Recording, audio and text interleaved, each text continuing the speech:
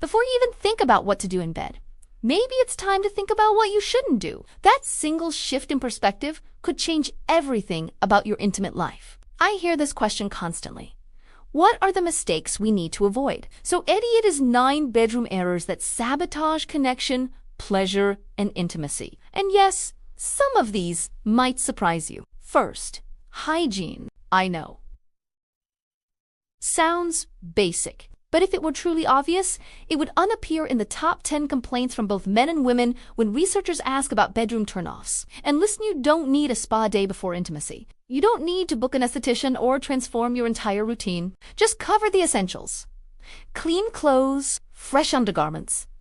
Pay attention to your intimate areas. And please, don't forget your hands and face. If you want to know more about caring for intimate hygiene properly, there are resources that can guide you through the specifics without shame or confusion. Second, touching dry skin. Male and female intimate areas, the penis, especially the head, and for women, the vulva, clitoris, and labia. These are hypersensitive zones. When they're not lubricated, even gentle touch can feel uncomfortable. For some people, it's actually painful.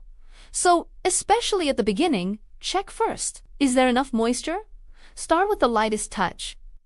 Barely graze the skin. Soft, delicate caresses. Only increase pressure once everything is well lubricated. And if it's not, lubricate. The simplest option is always available saliva. But you can also use any lubricant you prefer. Natural, flavored, whatever feels right for you both. Third, neglecting kisses. Most people kiss at the beginning. Then, as things heat up, the kissing fades. Biggie mistake. Why? Because your lips, tongue, and mouth are incredibly rich in pleasure receptors. These are neurological sensors that send arousal signals straight to your brain. In other words, when you stimulate these areas, you boost your own excitement and make it easier to reach pleasure and orgasm. So during sex, keep kissing. It deepens the connection. It intensifies intimacy with your partner. You have every reason to use Kissy Stew. Increase your pleasure to increase theirs and to feel as close as humanly possible. And kisses don't just belong on the mouth. Vary them. Soft to passionate. Slow to energetic. Explore other parts of the body. Let your lips wander. If you're already feeling the shift in how you think about intimacy, take a second and let me know in the comments. What's one thing you've been neglecting that you want to bring back into your bedroom? Fourth, following a fixed method. So many people say, in my experience, this is how women like it, or I read that this is the right way to make love.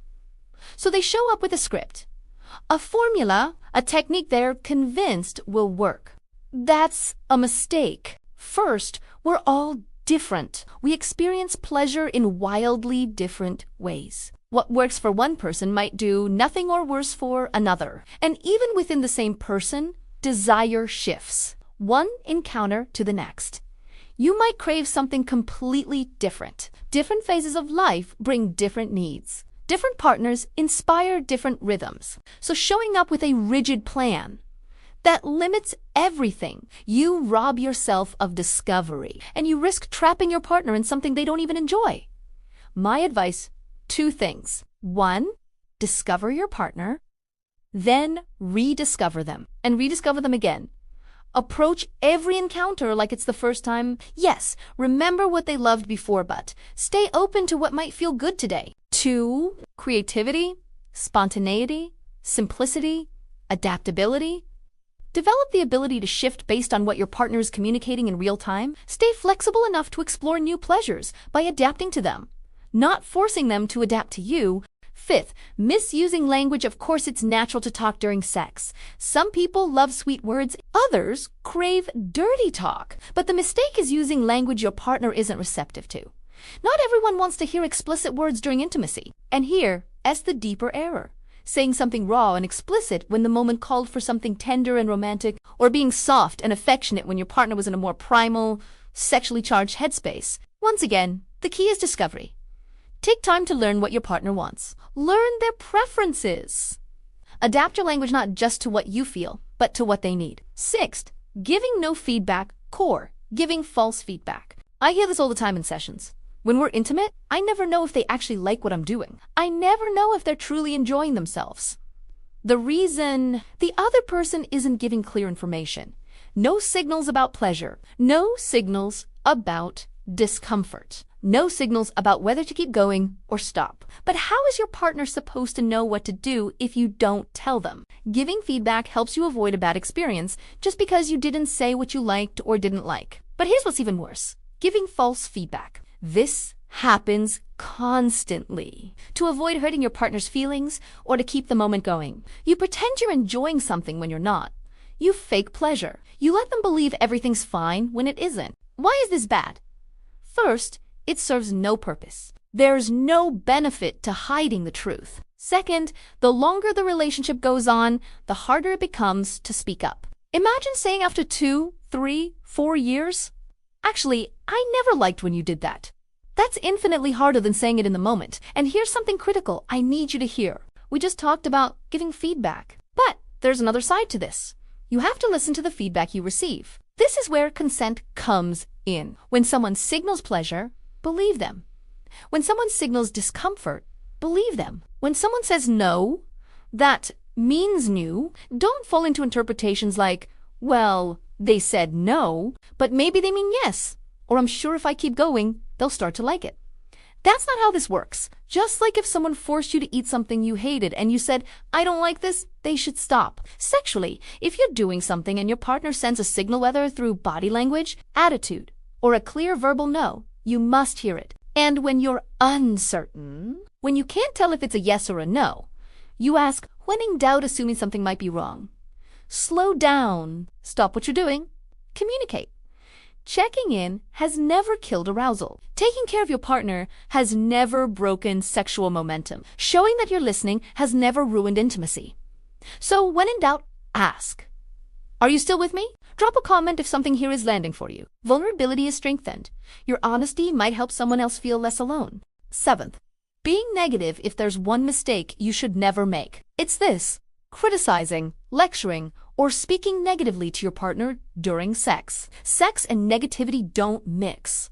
First, it creates a negative impression of you. Second, it prevents your partner from relaxing, letting go, and feeling free to be themselves. There's a huge difference between saying, that's not good, what you're doing is terrible, and saying, I love it when you do this, let me show you what feels amazing for me, or I really love when you do that specific thing.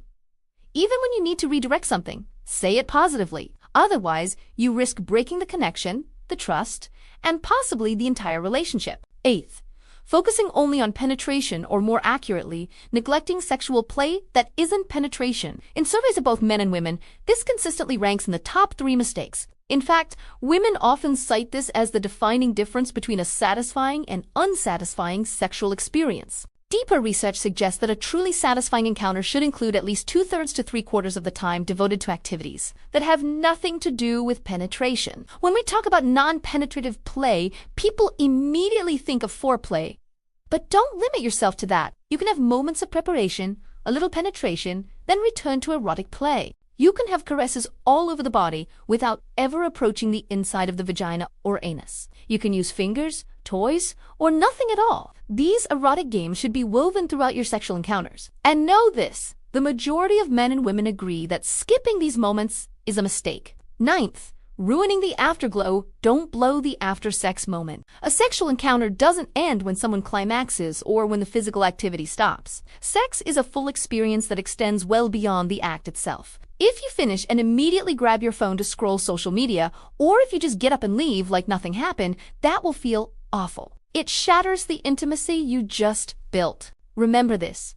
Sex is an art form, and every artist knows there are 2 critical moments to entrance and the exit. How you leave the stage matters just as much as how you entered it. So here's what I want you to carry with you today. Intimacy isn't a performance. It's a conversation. And the most beautiful connections happen when both people are willing to listen, adapt, and stay curious. If even one of these 9 mistakes resonated with you, I'd love to hear about it. Leave a comment. Share your thoughts. Let's keep this conversation going because your story might be exactly what someone else needs to hear. And if this video gave you something valuable, do me a favor, hit that like button, subscribe to Secret Passions, and turn on notifications so you don't miss what's coming next. I've got so much more to share with you. Thank you for being here. Thank you for caring about deeper, more honest intimacy. I'll see you in the next one.